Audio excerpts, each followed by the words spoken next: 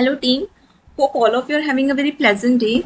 So today in this video we will be discussing about data science roadmap. ठीक है, तो data science में क्या प्रोग्रामिंग लैंग्वेज लगती है, हमने क्या सीखना चाहिए, कि किस तरह से मतलब स्टेप बाय स्टेप हमने सीखना चाहिए, ये सारी चीज़ें हम डिस्कस करेंगे. So want to become data scientist in 2026 but confused where to start. अगर आपको डेटा साइंटिस्ट बनना है 2026 में और आप कंफ्यूज्ड हो कि कहाँ से शुरुआत की जाए, तो हम देखते हैं. ठीक है, should you learn Python first?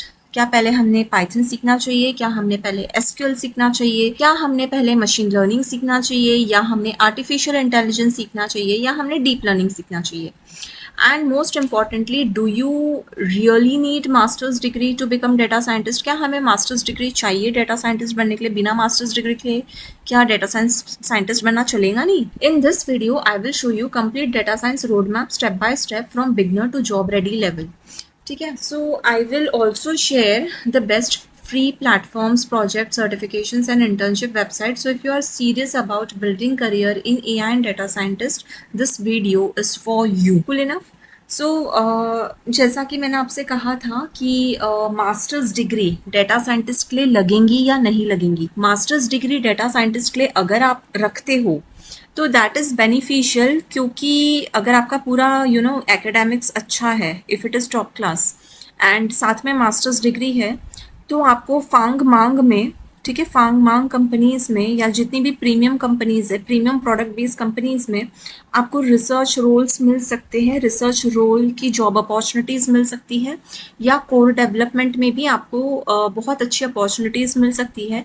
अगर आप देखोगे फांग मांग में जॉब जेडी में मेंशन होता है कि इसके लिए हमें मास्टर्स डिग्री या पीएचडी लगेगा इस रोल के लिए, तो उन रोल्स के लिए आप कंसिडर होंगे. So that is highly beneficial for me, क्योंकि you will be able to grab those level of opportunities too. ठीक है, जल्दी ग्रैब कर सकते हो. ठीक है, लेकिन ऐसा कुछ मैंडेटरी नहीं है कि मास्टर्स डिग्री बिल्कुल नहीं रहेंगी तो आप डेटा साइंटिस्ट बन ही नहीं सकते. ऐसा भी मैंडेटरी नहीं है, आप डेटा साइंटिस्ट बिल्कुल बन सकते हो बिना मास्टर्स डिग्री के भी.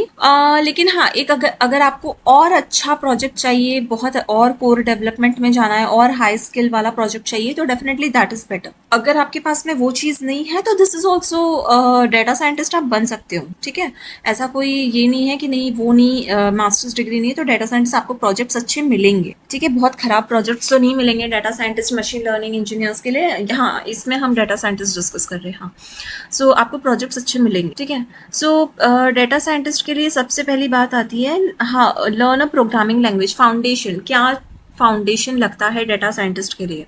सो data science starts with programming. ठीक है, प्रोग्रामिंग को तो आप इग्नोर नहीं कर सकते डेटा साइंस में. या तो पाइथन रहेगा या तो आर रहेंगी. पाइथन तो मोस्ट पॉपुलर है, widely used in industry and huge community है इसकी, तो आप पाइथन कर सकते हो. मोस्टली ज़्यादा से ज़्यादा पाइथन यूज होता है. आर भी है, good for statistics and research, but fewer industry jobs है. ठीक है, रिकमेंडेशन आपको यही दूंगी मैं कि पाइथन से शुरुआत करो. Want to learn Python, Python के बेसिक्स एंड लाइब्रेरीज आप कर लो. ठीक है, आई वुड से पाइथन का फ्लास्क के साथ में भी आप थोड़ा सा करके रखना, फ्लास्क पढ़ के रखना, क्योंकि कुछ कुछ डेटा साइंटिस्ट की जॉब्स में या कुछ कुछ जनरेटिव एआई की भी जॉब्स में आपको ये लगेगा, क्या लगेगा, फ्लास्क लग सकता. कुछ कुछ जैसे जॉब जेडी जो मैंने देखे हैं उसमें रिक्वायरमेंट होती है फ्लास्क. रिसोर्सेज, ठीक है, जनरेटिव एआई के लिए मैंने देखा था, डेटा साइंटिस्ट के लिए भी कुछ प्रोजेक्ट्स में हो सकता है, नहीं भी हो सकता है, लेकिन ठीक है, लाइक पाइथन का इतना बेसिक्स एंड लाइब्रेरीज आप पढ़ के रखना, नमपाई, पेंडास, मैटप्लॉटलिब और सीबॉन के साथ. ठीक है, अगर आप डेटा साइंटिस्ट बनना चाहते हो. रिसोर्सेज है, पाइथन के ऑफिशियल डॉक्यूमेंट्स चेक कर लो, कैगल लर्न पे भी देख सकते हो, free code camp Python course है, official docs and practice on free coding platforms जैसे हैकर रैंक वगैरह पे भी आप प्रैक्टिस कर सकते हो पाइथन की coding. And learn, next step is learn statistics and math which is the core brain of data science. ठीक है, स्टैटिस्टिक्स और मैथ, अगर आपको डेटा साइंटिस्ट बना है, I would say you should be very strong in statistics and mathematics. आपको आना ही चाहिए बहुत अच्छे से. You don't need PhD level maths, but basics are mandatory.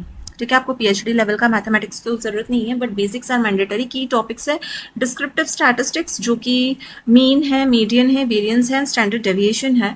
Probability basics है, लीनियर एल्जेब्रा है, vectors, matrices, that is basic level.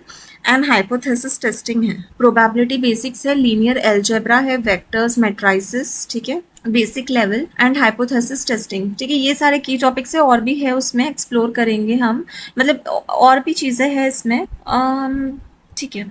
This helps you understand data, not just code, data analysis and visualisation, statistics. तो यहाँ पे जैसे मैंने mention तो नहीं किया, लेकिन जैसे स्टैटिस्टिक्स में डाटा साइंटिस्ट अगर आप सीखना चाहते हो ना, तो जैसे डाटा ब्रिक्स के साथ में हमने पहले भी कोर्स में देखा था, तो वहाँ पे बेशियन स्टैटिस्टिक्स यूज हुआ है, ठीक है, बेशियन स्टैटिस्टिक्स में। यहाँ पे मैंने बेशियन स्टैटिस्टिक्स मेंशन नहीं किया है, लेकिन हाँ, जैसे डाटा ब्रिक्स के प्लेटफॉर्म पर डाटा साइंटिस्ट अगर बनना चाहते हो, डाटा ब्रिक्स के प्लेटफॉर्म पे, अजूर डाटा ब्रिक्स के प्लेटफॉर्म पे, तो अजूर नहीं, ठीक है, डाटाब्रिक्स के प्लेटफॉर्म में पे ही सही, लेकिन वहाँ पे बेशियन स्टैटिस्टिक्स लगता है, ठीक है।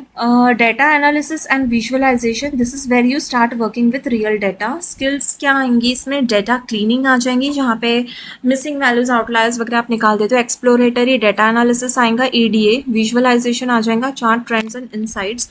टूल्स आएंगे, pandas, Matplotlib, Seaborn, Excel, Google Sheets, SQL, ठीक है, ये सारी चीज़ें आ जाएगी। प्रैक्टिस प्रोजेक्ट्स में आएंगे Netflix data analysis, Walmart sales analysis, Black Friday customer analysis, bike sharing, demand prediction. Practice projects आएंगे Netflix data analysis, Walmart sales analysis and Black Friday customer analysis, bike sharing, demand prediction. अब next आता है machine learning, that is optional but powerful. मतलब data science में machine learning भी आप थोड़ा सा एटलीस्ट बेसिक्स वगैरह पार्ट पढ़ के रखो। Now you teach machines to learn from data, that is concepts is supervised versus unsupervised learning, regression, classification, clustering. तो इसमें आएगा supervised versus unsupervised learning, then regression will be there, classification will be there, clustering will be there. Supervised versus unsupervised learning, regression, classification and clustering. So model evaluation will be there, और libraries में आएगा scikit learn, TensorFlow and PyTorch. So ये machine learning के concept है, जैसे supervised unsupervised learning fundamentals तो है, regression, classification और क्लस्टरिंग भी आता है, एंड मॉडल इवैल्यूएशन। लाइब्रेरीज में मशीन लर्निंग की स्काईकिट लर्न हम यूज कर सकते हैं, और टेंसरफ्लोर, पाइटॉर्च भी एडवांस रोल्स के लिए हम करते ही है।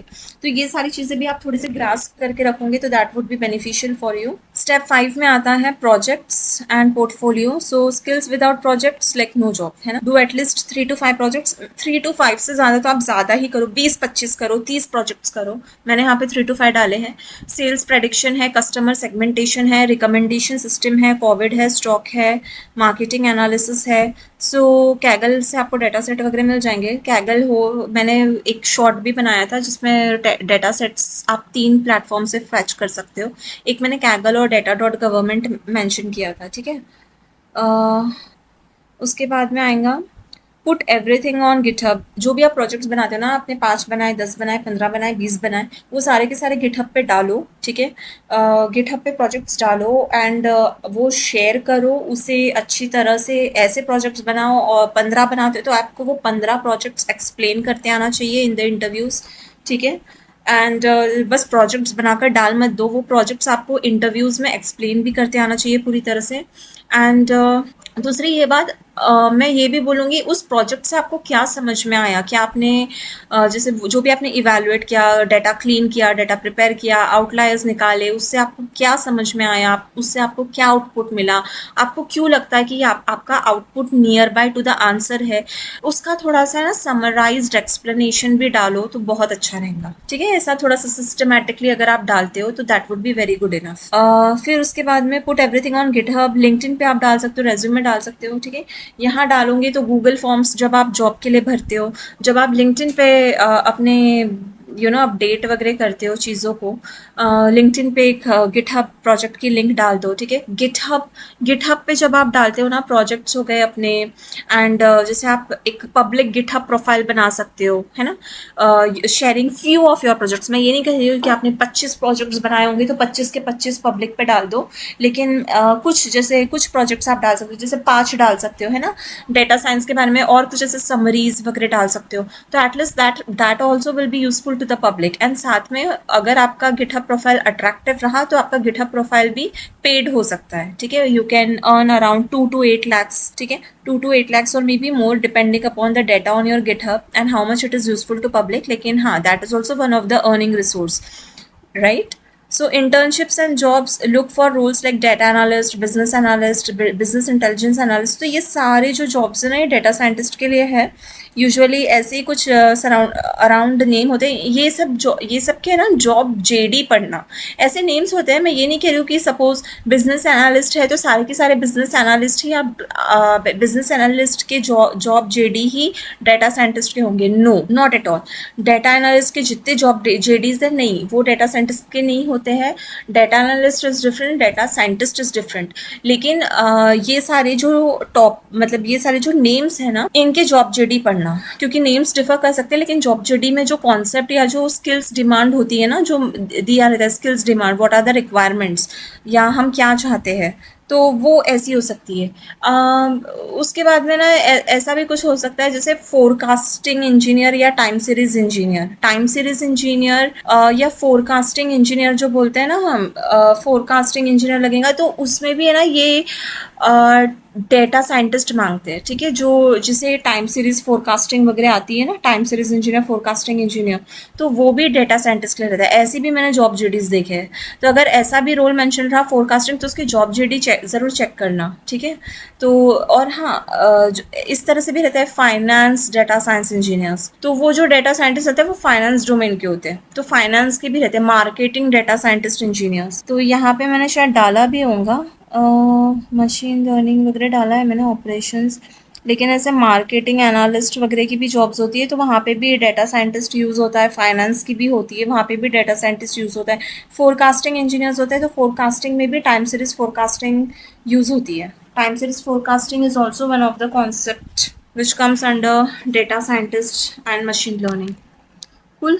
So I hope this video was helpful for you to understand कि डेटा साइंटिस्ट के लिए रूल्स के लिए किस तरह के रूल्स को हमने अप्लाई करना चाहिए, क्या पढ़ना चाहिए, राइट, एंड कैसे प्रोजेक्ट्स बनाने चाहिए। ये मैंने आपको, आई गेस मैंने जो पॉइंट्स बताए हुए मैं शायद कोशिश कर पाई मैं आपको बेहतर तरीके से बता सकूं। So I hope this video would be useful for you. So इसी रोड मैप को फॉलो करिए एंड मैंने जो भी पॉइंट्स बताए हैं उन्हें फॉलो करिए, and then you can apply for your job, and I wish you all the best. I hope you get a good one.